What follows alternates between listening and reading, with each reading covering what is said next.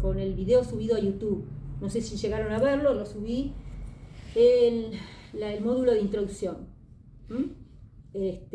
Puse, acá van a ver los videos, los voy a ir subiendo periódicamente, ¿sí? Con las clases, por si quieren revisar un poco. ¿Le hago una pregunta? Sí, a ver. Porque dice que cualquier organismo que esté compuesto por al menos una célula Sí. se lo considera un ser vivo. Sí. Entonces, o sea, ¿la célula no sería un ser vivo? Si tiene una célula, es un ser vivo. Los organismos unicelulares solamente tienen una célula. Y es Entonces eso. la célula no... Claro, yo lo que digo es, si Sí. tengo una célula aislada, Sí. ¿eso es un ser vivo o no es un ser vivo? Lo que pasa es que vos lo estás pensando dentro de esa célula, como que sacaste, no sé, una célula de la epidermis. No sé, una célula epitelial. Claro, ¿Cómo o aislarías sea, una célula? no sé, pensé que eso en laboratorio, digamos, era posible. Y digo, bueno, entonces sí o sí una célula tiene que estar componiendo un organismo, digamos. Claro, pero ese organismo, si solamente puede ser un organismo que solamente tiene una célula. Y en esas células cumple todas las funciones vitales.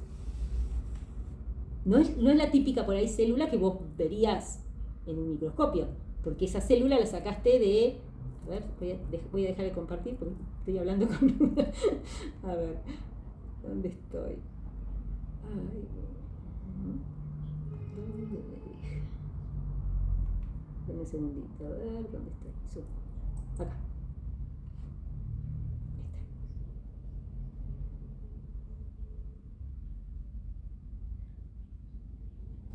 Ahí está. Bien, ahora sí. Bien.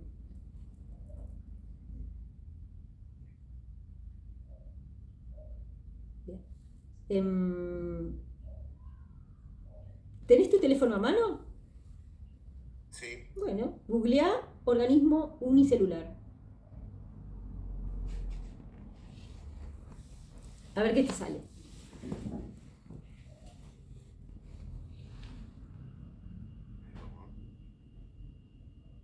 El resto puede hacer lo mismo, si tenía la misma duda. Un organismo unicelular es aquel que está compuesto por una sola Bien, célula en imagen, comparación con pone... organismos. Sí, pone imagen. Sí.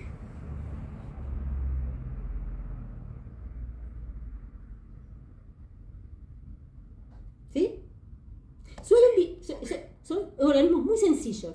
Suelen vivir en medio líquido, porque es difícil, ellos les cuesta equilibrarse, porque tienen una sola célula, ¿viste? No tienen un mecanismo complicado, ¿viste? Tipo hormonas que puedan, ¿sí?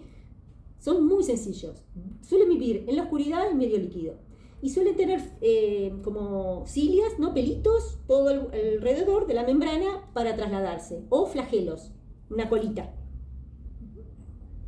Hay en el mar, hay en agua dulce. Una solita célula. Viven. Ok, no, yo por ahí Uh-huh. como que tenía la concepción de Claro. que la célula ya era en sí un ser vivo, Sí, digamos, porque pero cumplía ciertas funciones y demás, claro. pero siempre está comprendida dentro de un organismo. Ese organismo es solamente esa célula. Lo que pasa es que por ahí tenemos, lo concebimos como la imagen, ¿no? ¿no? Redondita con el núcleo adentro, ¿sí? Pero toda célula tiene alguna especialización, digamos. Forma parte de algo. Lo que pasa es que vos lo pensás en referencia a nosotros, que somos organismos muy complejos. Las células se van especializando para hacer algo. Porque hay otros organismos que solamente no forman ni llegan a formar tejidos, son órganos. Ni siquiera son un grupo de tejidos algunos. Quedan ahí, ¿no? Nosotros somos los más complejos. No hay nadie más complejo que nosotros, digamos a nivel, ¿no? A nuestro nivel. Pero esta complejidad no ocurre en todo. Por eso les hablaba de los niveles jerárquicos, de esos niveles de organización. A medida que son más complejos, como nosotros, es más complicado, ¿no? Forma parte de un ser vivo con sistemas y aparatos. pero puede ser un ser vivo al menos con una sola célula que pueda multiplicarse, nutrirse, reproducirse, se considera un ser vivo. Por eso, los virus están ahí. ¿Sí? Yo creo que esto ya lo comenté. Los virus son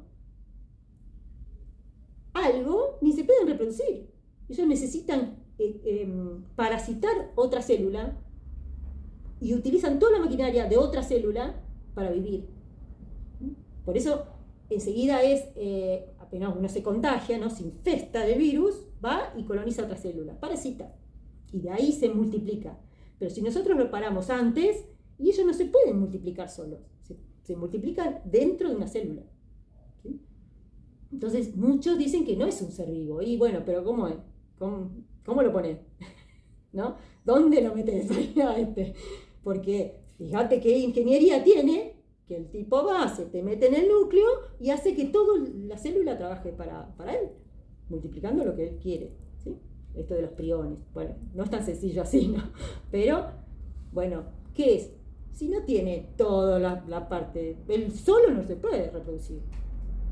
Bueno, entonces no cumple con todas las características de los seres vivos, todos los requisitos que fuimos nombrando en la otra clase. ¿Sí? Y bueno, sin embargo, están. ¿Y dónde los metemos? ¿Sí? Y ahora, vamos para atrás, porque nosotros llegamos a lo que es una célula como mínima expresión de un ser vivo, representando. Bueno, entonces, ahora vamos un poquito más abajo, ¿cómo está formada una célula? Necesitamos conocer los elementos que la conforman. Por eso era la clase de hoy. ¿Sí? Ahora voy a seguir compartiendo. El texto está en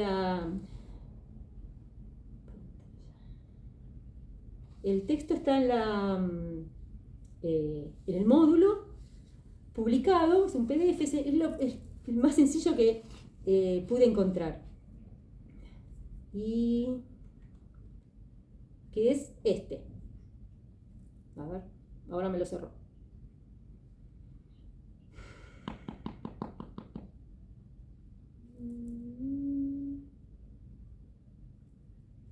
¿Sí?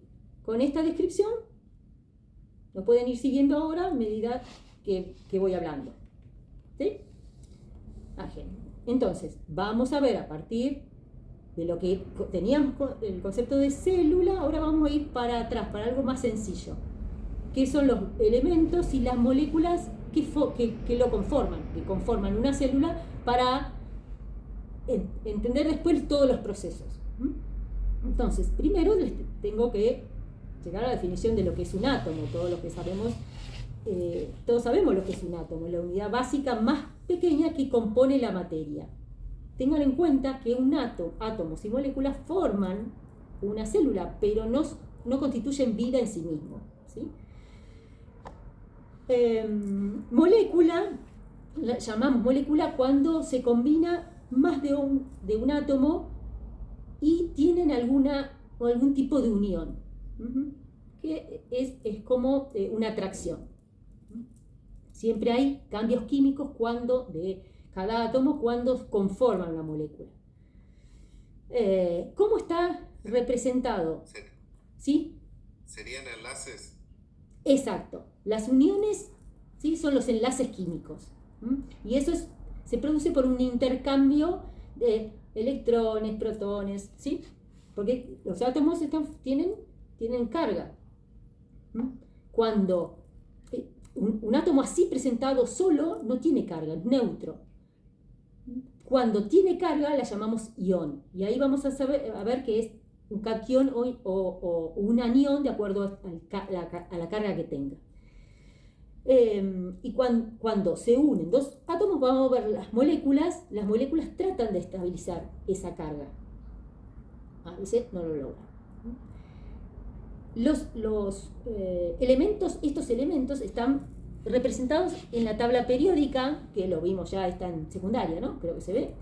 En la tabla periódica tenemos el nombre del elemento químico, su símbolo. Arriba a la izquierda van a ver que tiene un número atómico que está representado por la cantidad de electrones, y eso va a determinar la masa atómica que tiene esta descrita. La ubicación va a estar, lo ponen ahí de acuerdo a ciertas propiedades físicas y químicas. Por eso abajo van a ver que dice metales, hay metales de transición, ametaloides, ¿no? Todo lo, pero esto está referido a propiedades químicas, que no hace falta para esta materia, lo van a ver en otra. Bueno, los bioelementos. Los bioelementos son los elementos químicos que forman parte de los seres vivos y están presentes en forma o como átomo o como molécula. Los llamamos biomoléculas porque forma parte de los seres vivos. Entonces, por eso los llamamos bioelementos. Son elementos, a veces, la mayoría indispensables. Todos tienen su función. Y se dividen en primarios y secundarios porque los primarios son los más abundantes, sencillamente por eso. Y tienen gran facilidad para formar moléculas complejas. Acá tenemos el carbono, el hidrógeno, el oxígeno, nitrógeno, fósforo y azufre. Con esto vamos a formar las moléculas más complejas, las biomoléculas, de las cuales vamos a hablar muchísimo ahora en el desarrollo de la materia. Los secundarios pueden variar, hay indispensables y variables, porque depende del organismo que lo necesite.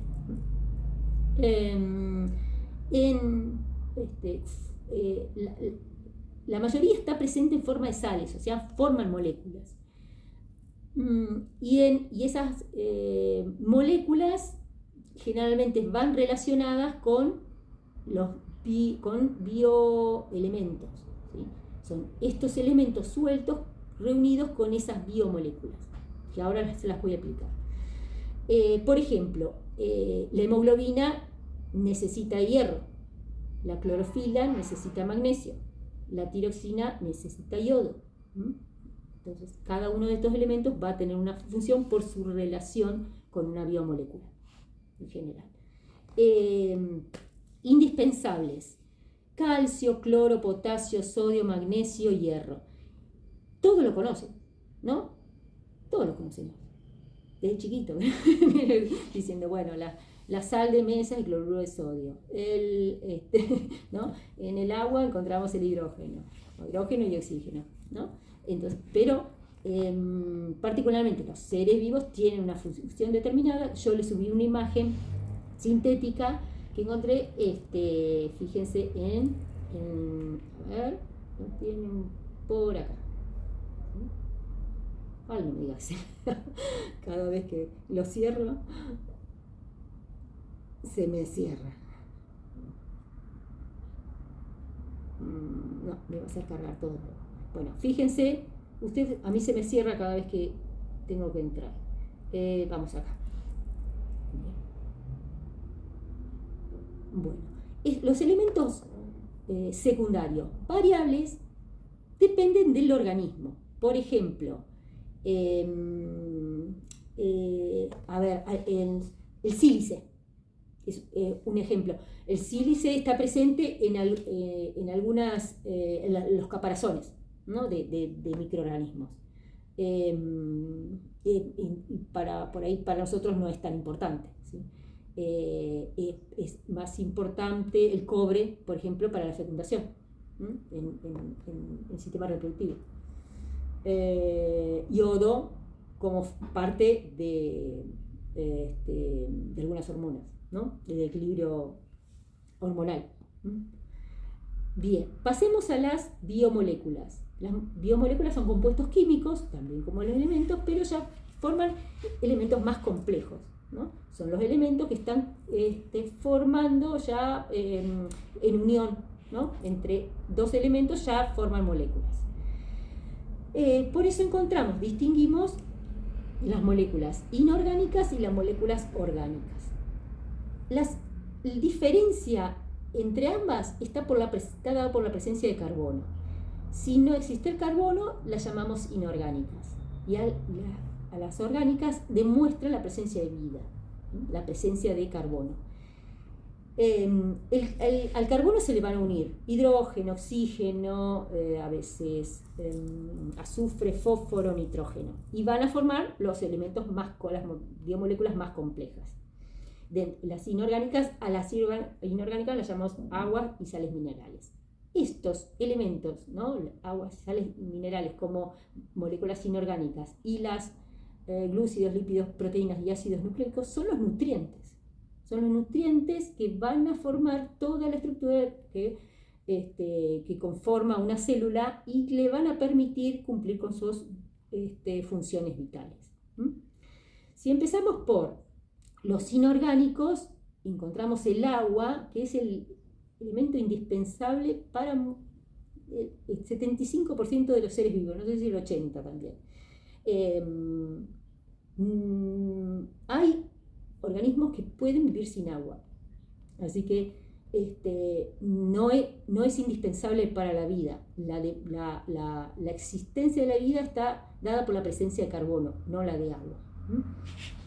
Procede del medio externo o de reacciones químicas de medio interno. ¿Entendemos un poquito a qué me refiero con eso?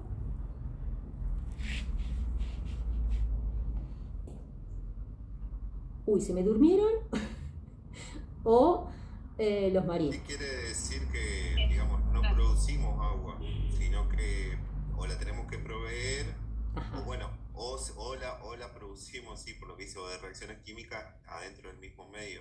Perfecto, ahí está, ¿sí? Nosotros tenemos que estar nutriéndonos con agua. Es un nutriente, elemento inorgánico.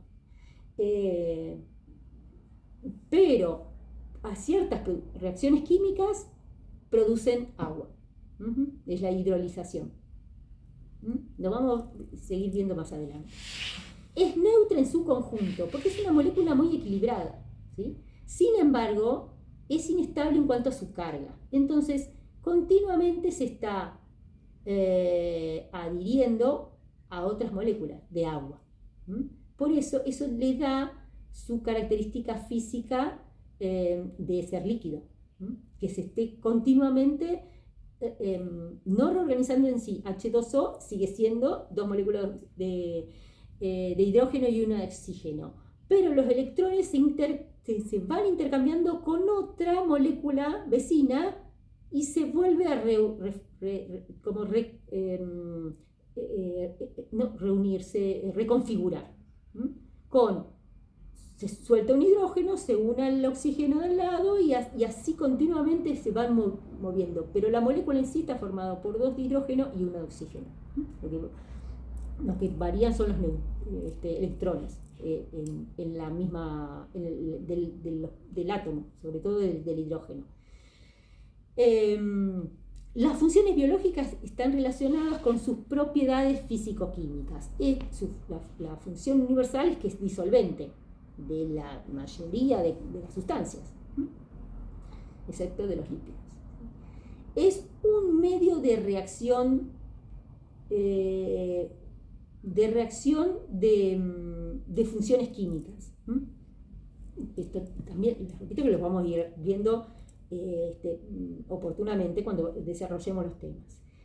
Transporta, ¿sí? Porque por ser líquido, tiene una función bioquímica, tiene función estructural, tiene función termorreguladora. Tiene un pH neutro, ¿no? Y entonces tiene una función equilibrante por excelencia, ¿sí? Y termorreguladora porque todos los seres vivos tienen un gran porcentaje de agua en su estructura misma y eso le transfiere esa propiedad. Bien, ¿se acuerdan que acá habíamos dicho que las biomoléculas inorgánicas estaban formadas por el agua con todas sus propiedades y las sales minerales? Las sales están formadas por un catión y un anión. Un ión es una molécula que tiene carga. Normalmente están equilibradas, pero si pierden algún electrón, pierden o ganan un electrón, va cambiando su carga. Y entonces se vuelve reactiva frente a otra molécula con una carga contraria. Para que entiendan este tema, les subí un videíto muy cortito, son 3 minutos. Si tenemos tiempo lo vemos ahora. Tenemos sales insolubles. Les puse la función esquelética porque esto está referida a la propiedad de disolución en el agua. Insolubles, forma de piedra, ¿no? Cuando función esquelética, pues son las que el gran ejemplo es el tema del hueso, ¿no? Cómo se afirma en el hueso. Y después tenemos iones solubles disueltos en agua. Esos son los relacionados con el equilibrio osmótico y el pH. El efecto tampón es el efecto de equilibrio que regularizan el equilibrio dentro y fuera de la célula, ¿sí? Porque la célula tiene una membrana muy permeable, sale el agua, entra y sale, pero las sales que están disueltas no es tan fácil. No, todavía no. Y de acuerdo a la concentración osmótica va a haber una entrada o una salida de agua. Por ejemplo, si afuera de la célula tengo hay gran concentración de sales, el agua va a salir para equilibrar las concentraciones, ¿sí? Si hay adentro hay mucha sal, entonces el agua va a tratar de ingresar para equilibrar la disolución que hay entre afuera y adentro de la propia célula, ¿sí? Eso se llama equilibrio osmótico. Está relacionado con la densidad, ¿no? La cantidad de la presencia de sales adentro o fuera de la célula. Pero es indispensable, por ejemplo, para la contracción muscular, ¿no? Las bombas de sodio y cloro que se van intercambiando dentro y fuera de la célula. Bien, pasemos a las moléculas orgánicas, ¿no? Que nos falta poco tiempo. En cadenas de carbono, de hidrógeno y oxígeno. Dentro de las moléculas orgánicas tenemos, sabemos que presentan carbono. Todas las moléculas orgánicas se caracterizan por la presencia de carbono. Los hidratos de carbono, glúcidos o carbohidratos, están formados como elementos, tienen el carbono, hidrógeno y oxígeno. Lo sabemos de siempre, ¿no? Que los carbohidratos tienen función energética, es la energía que la puedo tener ya, ¿sí? Pero muchos de ellos tienen función estructural, ¿no? Por ejemplo, la celulosa. La celulosa de la pared celular de las plantas, ¿sí? Tiene función estructural. No hay enzimas, no tenemos enzimas digestivas, ser humano, grandes animales que puedan digerirla. Permanece como un carbohidrato indigerible, estructural. Por su forma y por la cantidad de carbonos que contienen, podemos encontrar en los monosacáridos pentosa, que tienen 5 carbonos, y las hexosas, que tienen 6 carbonos. Y tienen esa forma de 5 lados, ¿no? Adquieren esa estructura. Son semejantes, no idénticas, y por lo tanto tienen distinta función, ¿sí? La glucosa tiene 6 carbonos. La glucosa es la más conocida. Fructuosa es el azúcar de la fruta, y tiene 6 carbonos. Si vamos a algo más sencillo, la ribosa y desoxirribosa,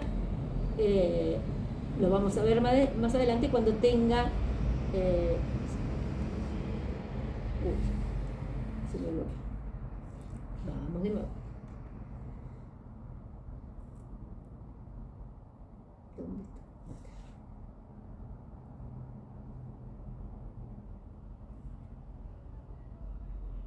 Ya termina en 10 minutos. Estoy acá con el líquido asqueroso.